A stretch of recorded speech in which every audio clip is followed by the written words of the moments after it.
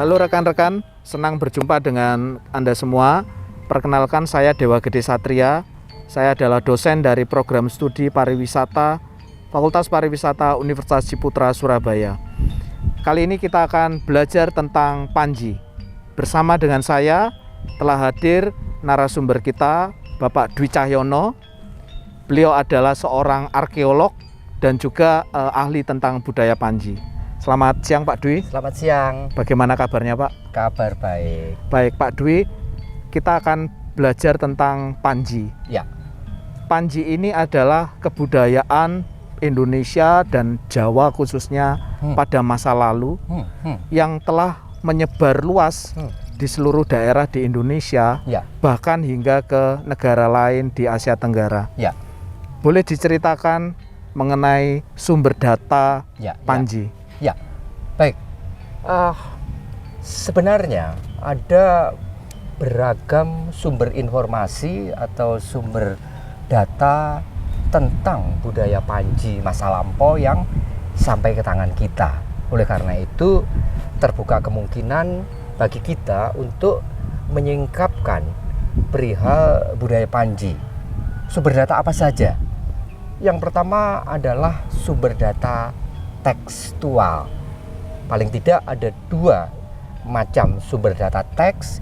Yang pertama adalah prasasti, dan yang kedua yang jumlahnya banyak adalah sumber data susastra, khususnya susastra yang berasal dari masa Majapahit dan dalam bentuk kitung. Kitung itu adalah puisi yang dapat dinyanyikan.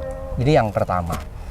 Sumber data yang kedua itu adalah sumber data artefaktual, adalah sahabatnya Panji, kemudian inangnya atau pembantunya yang disebut dengan Kadian, juga kekasihnya yaitu Sekartaji.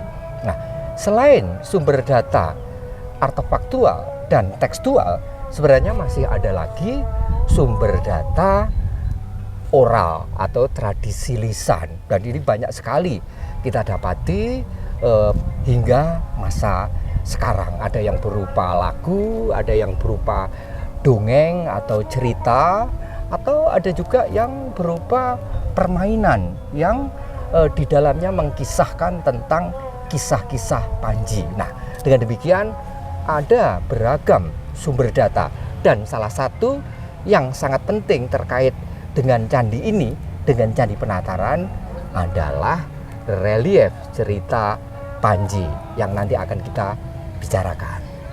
Pak Dwi, mohon diceritakan lebih lanjut baik dari segi sejarah, kemudian letak geografis dari Candi Penataran ini. Ya, baik.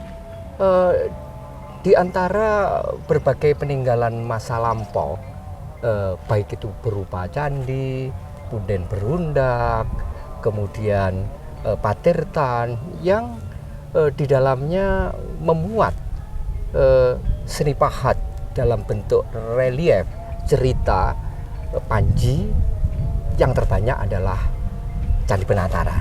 Oleh karena itu, mengapa kita perlu hadir real di Candi Penataran? Oleh karena kita akan melacak satu demi satu data artefaktual yang berkenaan dengan Panji di Candi Penataran. Nah, di mana Candi Penataran itu berada? Candi Penataran adalah salah satu candi yang berada di Provinsi Jawa Timur. Dibandingkan dengan candi-candi lain yang berada di Provinsi Jawa Timur, Candi Penataran adalah candi yang terbesar dan kurun waktu keberadaannya panjang. Paling tidak embrio peninggalan purbakala atau bangunan suci ini sudah kita dapati sejak tahun 1197 Masehi, ya. 1197 Masehi.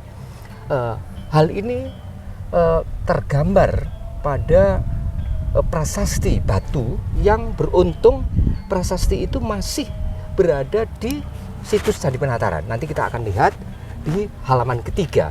Itulah yang disebut dengan prasasti Palah. Nah, mengapa prasasti itu disebut dengan prasasti Palah?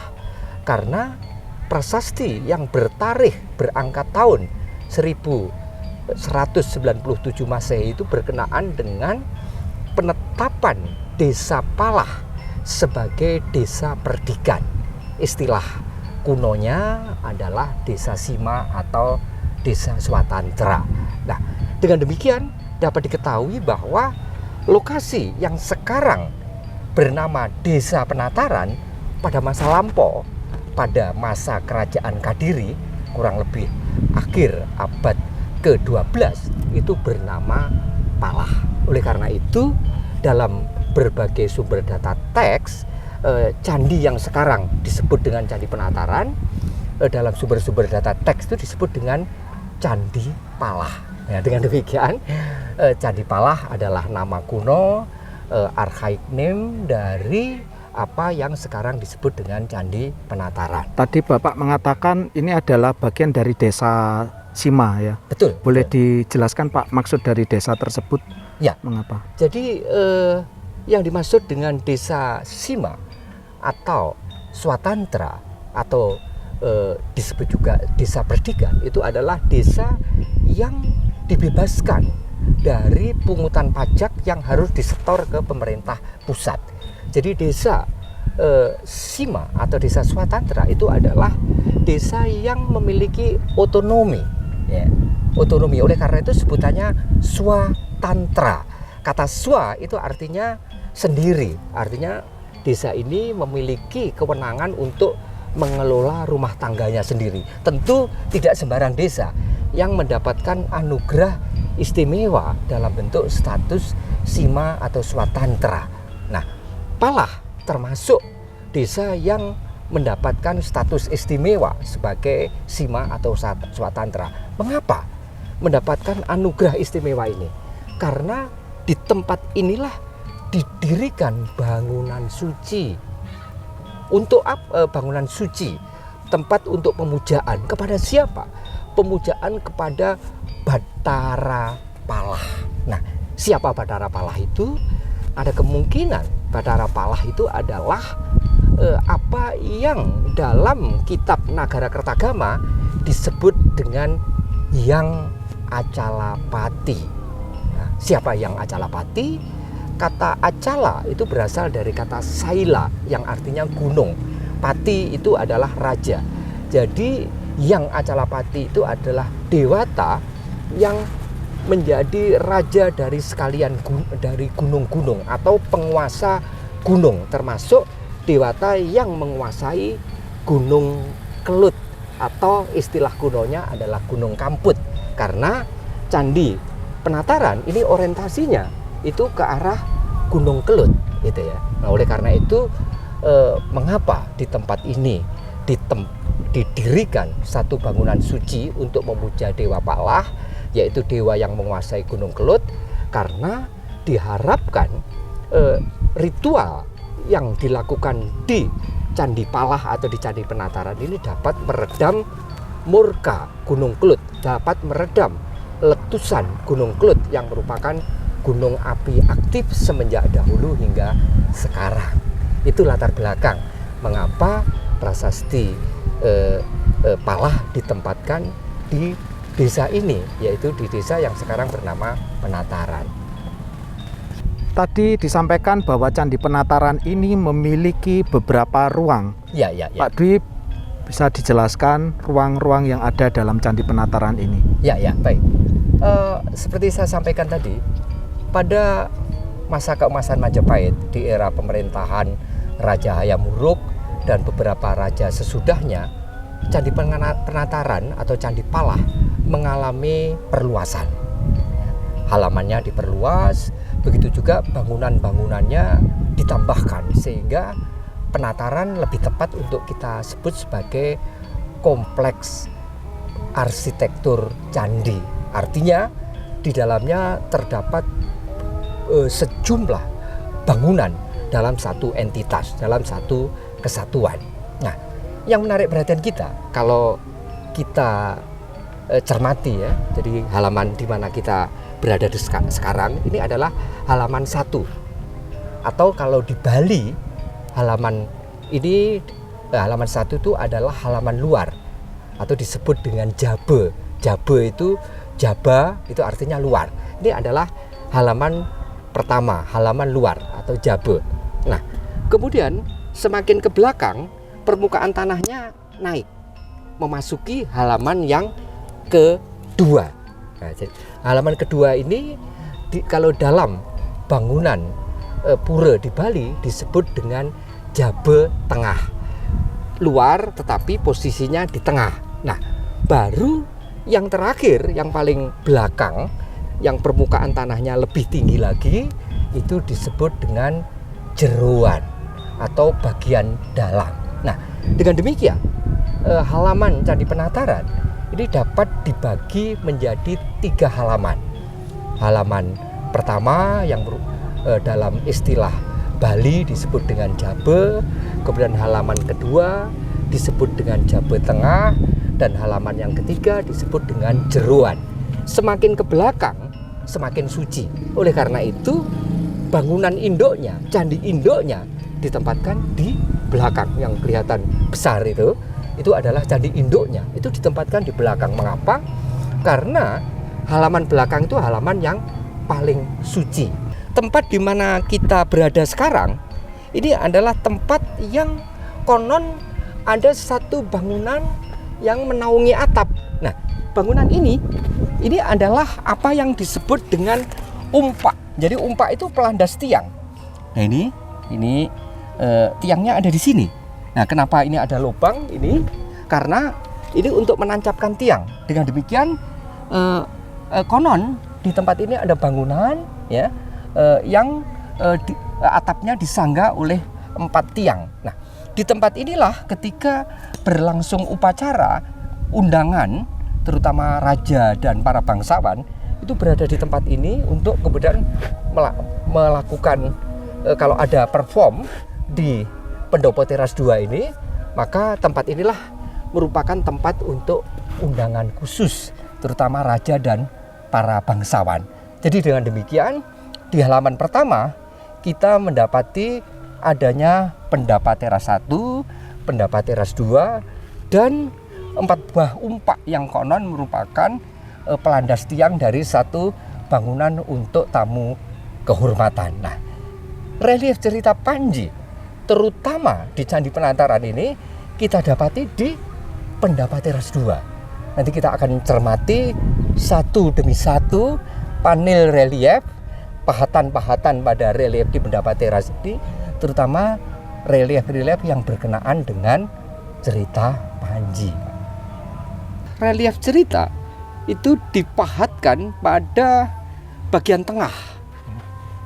Bagian tengah ini adalah perbingkian bawah, ini perbingkian atas, ini adalah batang. Jadi pada batangnya yang berbentuk 4 persegi panjang ini dipahati ada 7 panel relief. Ini adalah panel pertama, kemudian pembatasnya ini panel kedua dan seterusnya sampai dengan panel yang ke-7. Nah, relief ini termasuk relief cerita Panji. Pertanyaannya, mengkisahkan tentang apa? Atau apa judul ceritanya? Nah, beruntung sekali kita mendapatkan pahatan yang berupa inskripsi, tulisan pendek yang dipahatkan di perbingkian atas dari Pendopo Teras ini. Nanti kita akan cermati yang bertuliskan Jaruman Atat. Atat itu artinya burung. Jaruman adalah nama burung. Jadi Jaruman Atat itu adalah burung atat. Nah, kisah ini menampilkan tokoh cerita yang dalam hal ini tokoh ceritanya justru binatang, yaitu burung jaruman. Nanti kita lihat burung jarumannya kelihatan itu, yang seperti burung kakatua sebagai burung penghantar surat.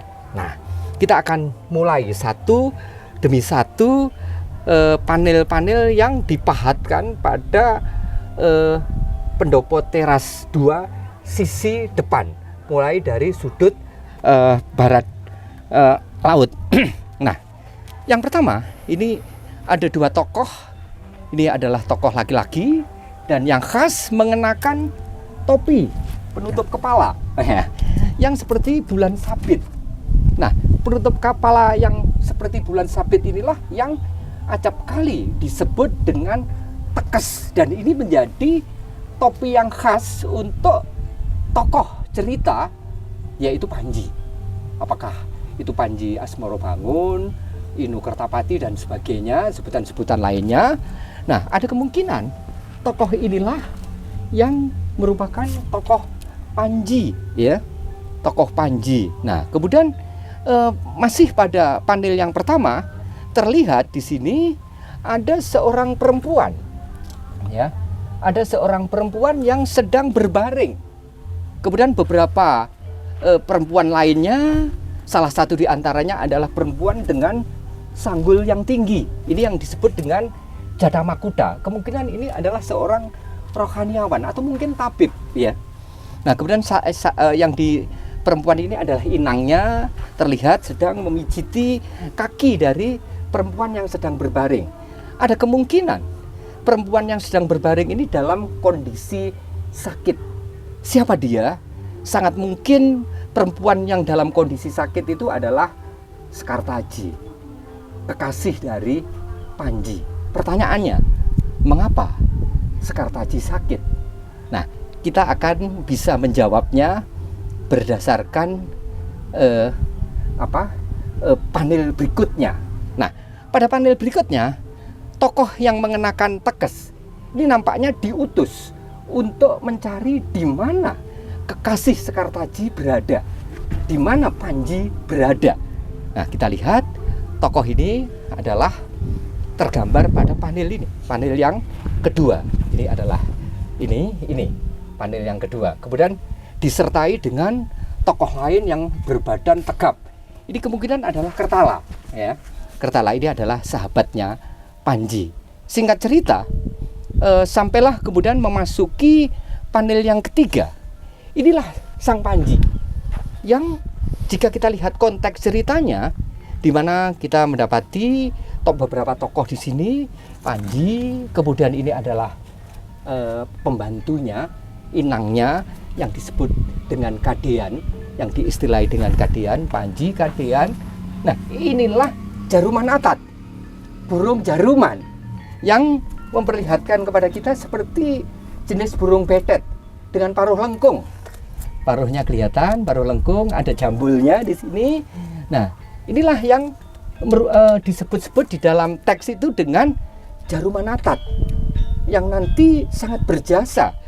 Jaruman ini sebagai burung penghantar surat, burung pos, ya. Kalau sekarang kita mengenal merpati pos sebagai burung penghantar surat, ternyata bukan hanya merpati saja pada masa lalu yang juga bisa difungsikan menghantarkan surat, termasuk burung jaruman. Nah, terlihat tangan Panji itu membawa sesuatu. Ini yang di tangan. Ini adalah surat yang ditulis di atas daun di permukaan tal. Nah ini. Jadi ini adalah surat. Nah, surat inilah diharapkan akan dihantarkan oleh burung jaruman. Nah, mengapa Panji perlu menghantarkan surat kepada kekasihnya? Karena kalau kita lihat konteks ceritanya, di sini tampil seorang tokoh yang mengenakan semacam sorban, kain atau rambut yang disanggul besar, yang kemudian diperkuat dengan kain-kain. Nah, tokoh ini adalah rohaniawan. Jadi konteks ceritanya, Panji sedang belajar kepada seorang rohaniawan, seorang resi, seorang guru. Nah, oleh karena dan tempat pembelajaran itu di tempat yang cukup jauh, terpisah dengan tempat tinggal kekasihnya, berada di seberang perairan. Nah, oleh karena itu Panji meminta Jaruman Atat untuk mengirimkan surat agar disampaikan kepada kekasihnya yang sedang sakit. Nah, terlihat jelas pada panel yang keempat. Burung jaruman digambarkan terbang. Ini adalah burung jaruman. Sebutan Jaruman Atat tertera di inskripsi ini. Nah, jadi berdasarkan inskripsi ini yang berbunyi Jaruman Atat, kita bisa mengetahui judul ceritanya. Jadi nampaknya pada masa lalu judul cerita atau paling tidak semacam chapter itu sudah dikenal, gitu. Sehingga kita bisa mengetahui rangkaian cerita itu judulnya apa. Nah, judulnya adalah Jaruman Atat.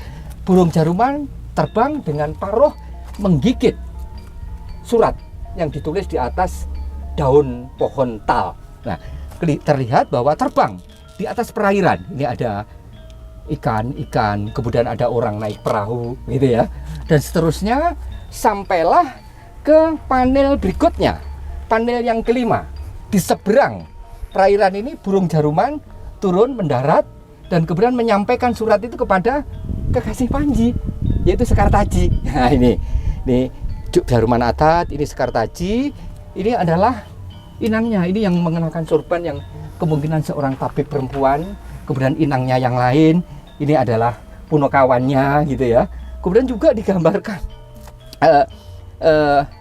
nampak terlihat bahwa Sekartaji yang semula sakit tiba-tiba sembuh dari sakitnya. Karena apa? Karena girang hati mendapat surat cinta dari kekasihnya. Nah, apa dengan demikian yang menyebabkan Sekartaji itu sakit? Tidak lain karena psikosomatis, ya.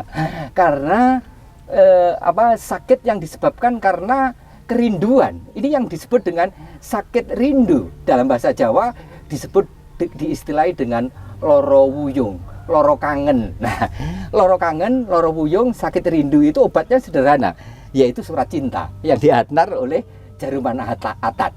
Inilah jasa Jaruman Atat. Nah, kemudian panel berikutnya, panel yang keenam, itu menggambarkan Panji yang sudah menyelesaikan pembelajarannya, kemudian pulang ke tempat asal kekasihnya. Terlihat di sini Panji yang masih mengenakan pakaian seperti para pertapa, ya. Rambutnya disanggul besar, kemudian diberi lilitan-lilitan. Nah, kemudian ini kekasihnya, Sekartaji. Nah, mereka menghibur diri dengan memainkan apa yang dalam bahasa Jawa kuna itu disebut salukat. Salukat itu adalah gambang, ya, dari bambu atau dari kayu. Dan yang menarik perhatian kita, bilahan-bilahan gambang ini dimainkan dengan menggunakan stick yang masing-masing itu double stick. Nah, ini ya sticknya, jadi ini sticknya begini seperti huruf huruf E. Nah, ini begini dimainkan. Ini mengingatkan kita pada cara memainkan alat musik gambang kayu yang sekarang disebut dengan kolintang. Nah, begitu juga kekasihnya. Jadi Panji dan kekasihnya menghibur diri setelah terpisah jauh dengan memainkan salukat.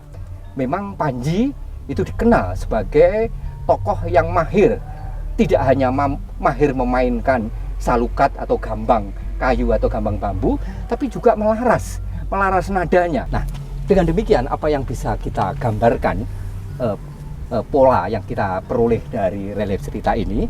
Relief cerita ini sebenarnya menggambarkan pola yang terdiri atas 3 ya, fase yang saya sebut sebagai 3 in 1, fase 3 in 1, 3 dalam 1. Fase yang pertama adalah fase pertemuan, ketika Panji dan kekasihnya, yaitu Panji Asmorobangun atau Inukertapati atau itu masih bersatu dengan kekasihnya, dengan Sekartaji.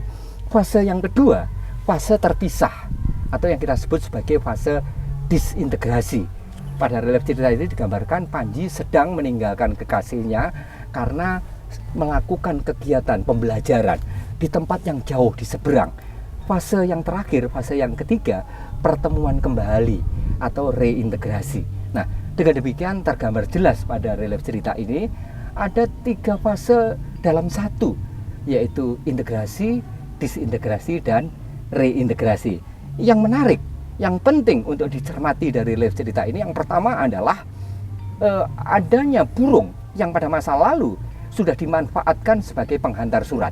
Yang kedua, adanya alat musik yang dalam hal ini berupa gambang kayu atau gambang bambu yang disebut dengan salukat.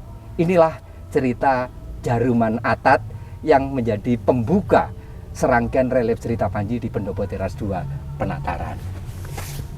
Cukup jelas, Pak? Ya. Apakah cerita Panji yang dipahatkan di relief Pendopo Teras 2 ini hanya bercerita tentang satu tema? Oh, tidak, Pak Dewa. Jadi kita mendapati kurang lebih 80 panel di Pendopo Teras 2 ini, ya. Tadi kita sudah membicarakan 7 panel yang berada dalam satu kisah yang disebut dengan Jaruman Atat. Nah, setelah tangga ini kisahnya lain lagi, tidak lagi Jaruman Atat. Jaruman Atat selesai ketika Panji dan kekasihnya bertemu dan bermain salukat dan kemudian bersang. Tidak semua adegannya itu bisa kita identifikasikan. Begitu juga latar ceritanya. Tapi tergambar jelas bahwa di sini cerita ini diawali dengan Panji, kemudian sahabatnya yaitu Kertolo dan Kadean itu sedang turun dari kapal. Nah, diawali dengan adanya kapal itu ya. Di depannya Bapak itu ada kapal dan sangat mungkin kapal atau bahitra istilah kunonya, dalam istilah Jawa Baru namanya baito. Ini adalah kapal spesifik khusus untuk kapal sungai. Sangat mungkin ini adalah kapal pada Bengawan Brantas. Jadi pada masa lalu Brantas itu bisa dimasuki oleh kapal dalam ukuran yang cukup besar. Dan yang menarik perhatian kita kalau kita lihat kapalnya, penggerak kapal itu dengan 2 daya penggerak, yaitu dengan menggunakan layar tunggal dan menggunakan dayung renteng. Jadi ada beberapa pendayung gitu ya. Nah, jadi Panji beserta para pengiringnya turun dari kapal dan kemudian yang menarik pada panel kedua begitu turun disambut dengan pertunjukan musik. Nah, ini satu ansambel musik ya, ada 1, 2, 3, 4 ini memainkan alat musik seperti kendang berpinggang ya. Ini yang bagian tengahnya agak meremit, ini membesar gitu, tapi penghujung kanan dan penghujung kiri dari resonatornya ini bukan selaput getar yang berupa kulit, melainkan logam yang disertai dengan tonjolan berpencu seperti kenong. Nah, alat musik semacam ini di Bali masih dikenal, ya. Di Bali disebut dengan reong. Nah, di Jawa reong sudah tidak lagi dikenal. Tapi pada masa Majapahit dengan adanya relief ini terbukti bahwa reong pernah hadir sebagai alat musik dalam satu ansambel musik pada masa Majapahit, terbukti dipahatkan di Pendopo Teras. Nah, reong yang jumlahnya 4 ini dipadu dengan alat musik lain, ya ini adalah simbal. Kalau di Bali namanya ceng-ceng, ceng gitu ya. Ini memainkan simbal. Jadi tergambar di sini bahwa ada satu ansambel musik yang ditandai dengan 4 buah reong, ditambah lagi dengan 1 simbal untuk mengiringi tarian. Ini adalah penarinya. Perempuan ini dengan iringan ansambel reong yang memainkan tarian untuk menyambut tamu yang baru datang, yaitu Panji beserta pengiringnya. Nah, berikutnya Panji, nah ini tergambar dihantarkan oleh penari itu untuk bertemu dengan perempuan yang digerai rambutnya. Ini tidak lain adalah Sekartaji, kekasih Panji. Jadi nampaknya ini Panji baru pulang dari seberang, kemudian bertemu dengan kekasihnya. Fase ini adalah fase integrasi. Tapi nanti setelah fase ini disusul dengan fase disintegrasi. Dan nanti akan diakhiri dengan reintegrasi di penghujung. Nah, ini. Jadi polanya sama, Pak. Polanya selalu 3 in 1, 3 dalam 1. Integrasi, disintegrasi, lalu reintegrasi. Itulah cerita Panji. Ya.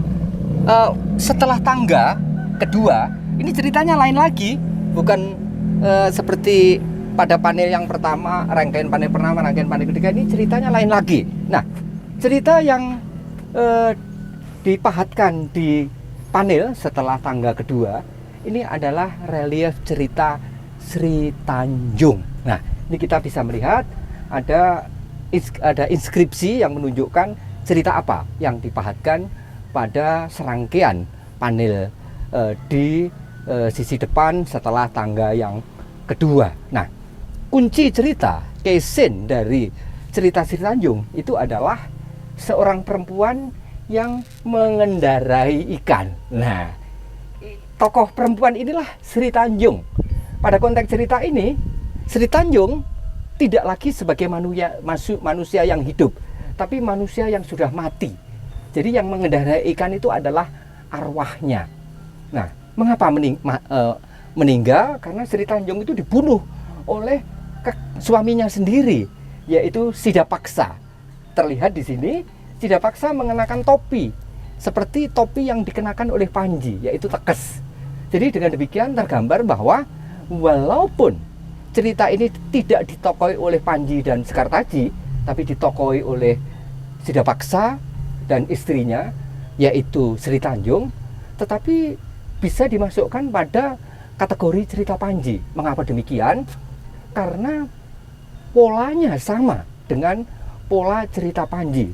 Diawali dari pertemuan dulu, integrasi, kemudian disintegrasi, yaitu setelah istrinya dibunuh oleh suaminya karena suaminya dihasut oleh Raja Sulakrama bahwa istrinya bermain serong, padahal sesungguhnya tidak.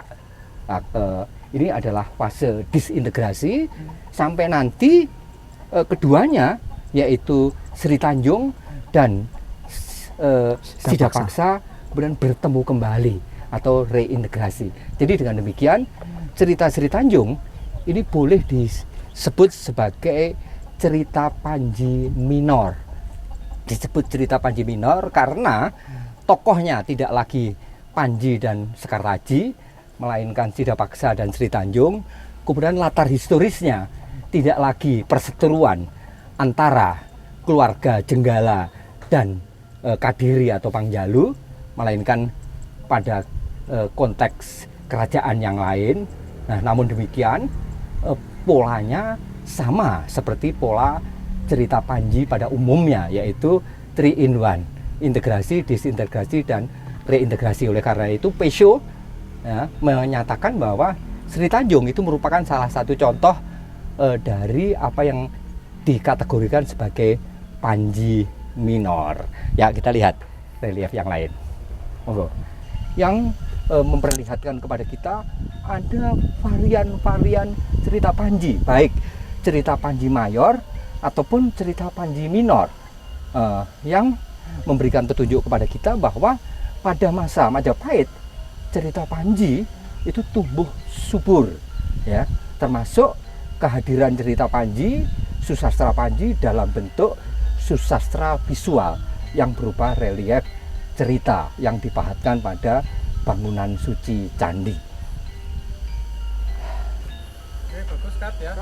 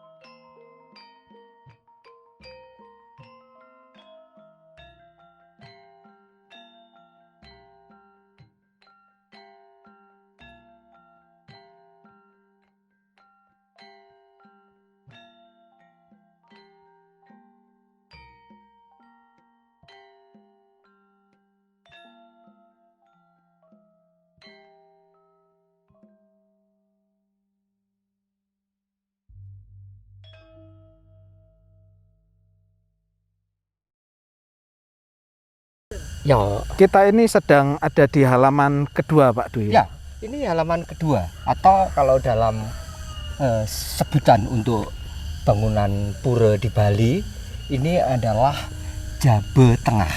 Ya, jadi tengah karena diapit luar dan dalam. Nah, pada halaman kedua ini ada yang penting bangunannya, ada candi naga itu, dan kemudian ada teras persegi panjang. Sampai mana halaman kedua, yaitu sampai ditandai dengan adanya sepasang dwara pala, ya, yang ukurannya lebih kecil dari dwara pala di halaman 1 dan halaman 2. Nah, setelah dwara pala ini maka masuklah ke halaman yang ketiga setelah melewati gapura. Sayang sekali gapuranya sudah runtuh. Nah, sepasang dwara pala ini sebagai petanda bahwa kita akan memasuki halaman yang ketiga, halaman paling belakang dan sekaligus halaman utama. Terlihat ini dulu adalah gapura, Pak. Gapura sayang sekali sudah runtuh dan ini adalah tangganya. Jadi setelah memasuki gapura, kita menuju ke halaman ketiga, halaman yang paling suci. Oleh karena itu, di halaman ketiga inilah Candi Induk Penataran itu ditempatkan. Kita bisa melihat ini candi induknya ya, Pak Dewa. Candi Induk Penataran yang terletak di halaman paling belakang. Nah, tapi sebelum kita ke Candi Induk, ada baiknya kita menuju ke Prasasti Palah.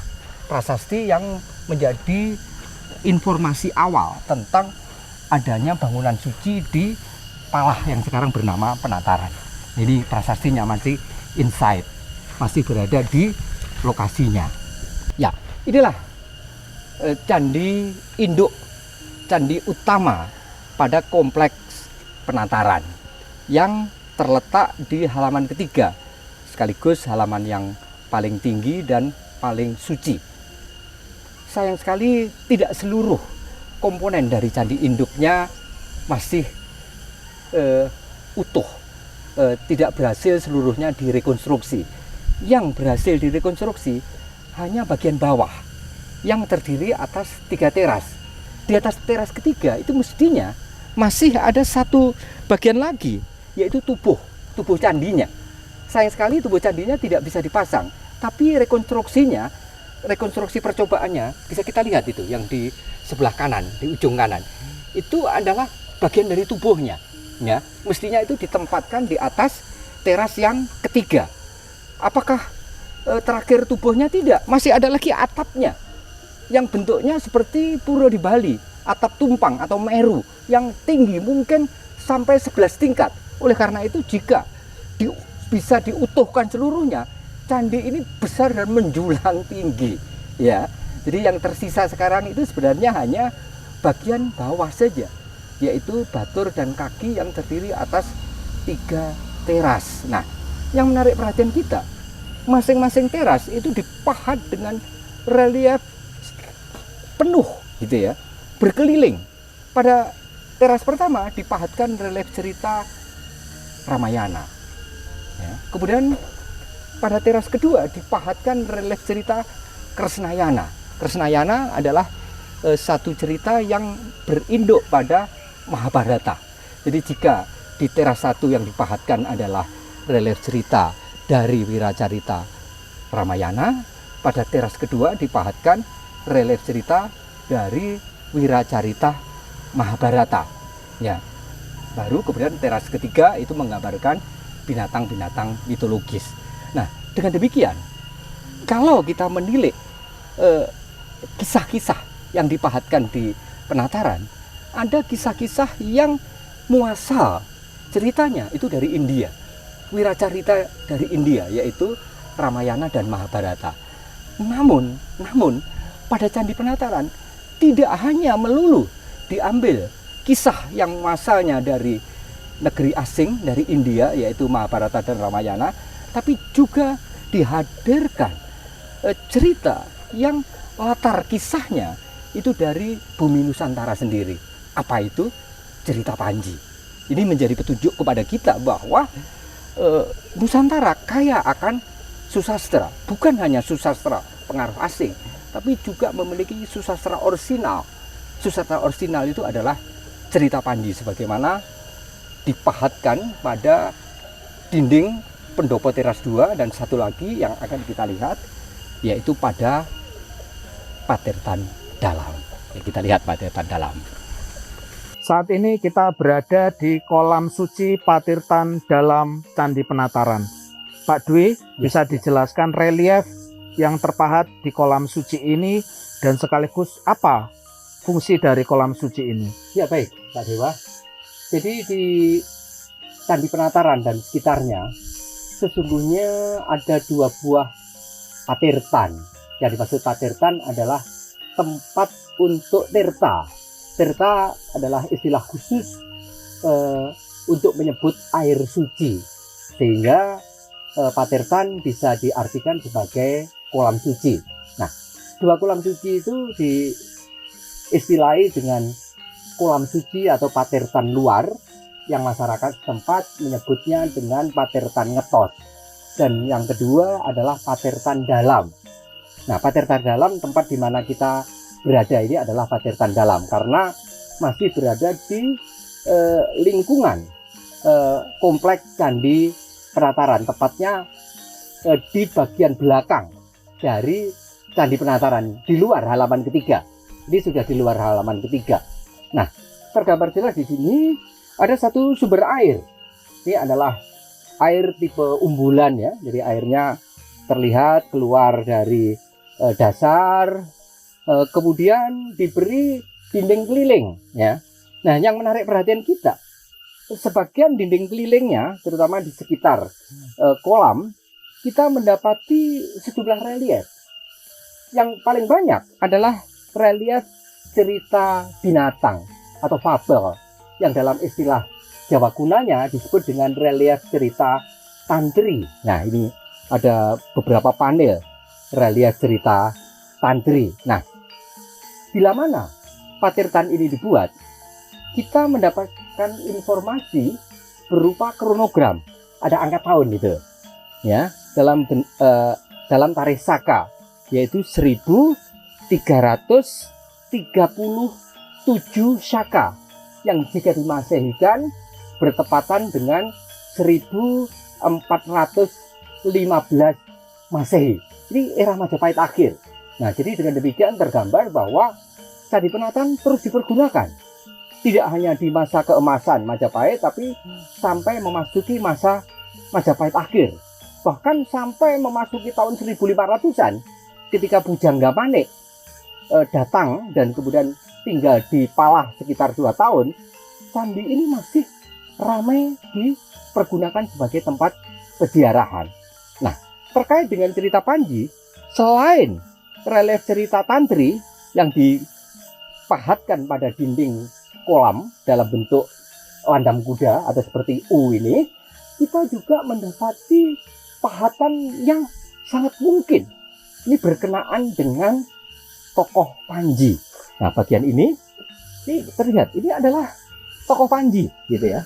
Tokoh Panji 1, 2 dipahatkan seperti di pojok, dan satu lagi tokoh perempuan yang ada di sebelah di sekitar Pak Dewa.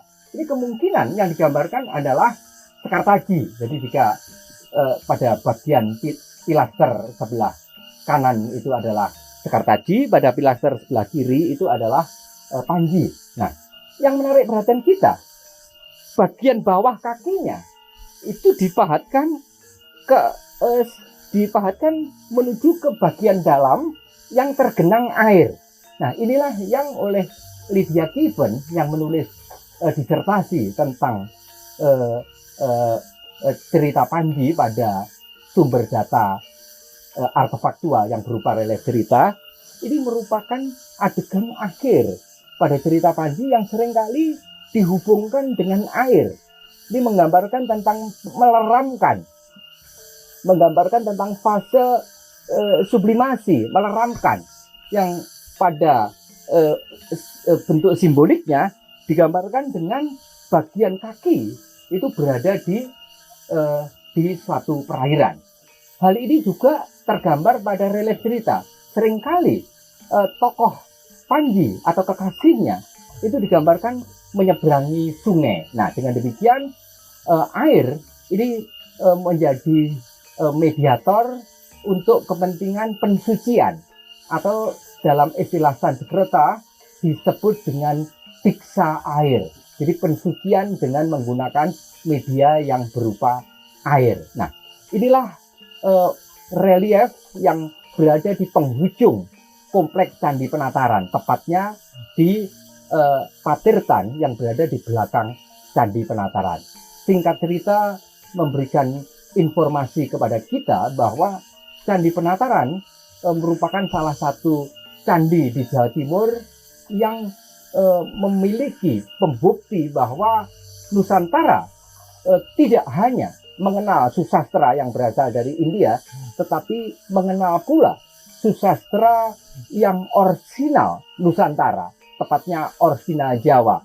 Dikatakan orisinal Jawa karena latar kisahnya tidak diambil dari kisah para kesatria di India, melainkan kisah para kesatria, para Panji yang ada di Jawa. Jawa Timur khususnya, atau lebih tepatnya Majapahit, merupakan suatu era di mana cerita Panji mengalami perkembangan, dan selanjutnya cerita Panji menyebar tidak hanya ke berbagai tempat yang ada di Nusantara, tetapi menyebar lebih jauh sampai ke beberapa negara di Asia Tenggara. Oleh karena itu, Panji tidak hanya memiliki konteks kesejarahan Jawa, tidak hanya memiliki konteks kesejarahan budaya Nusantara, tapi sekaligus memiliki konteks kesejarahan Asia Tenggara. Nanti kita akan diskusikan lebih lanjut tentang bagaimana Panji dalam konteks kesejarahan Asia Tenggara.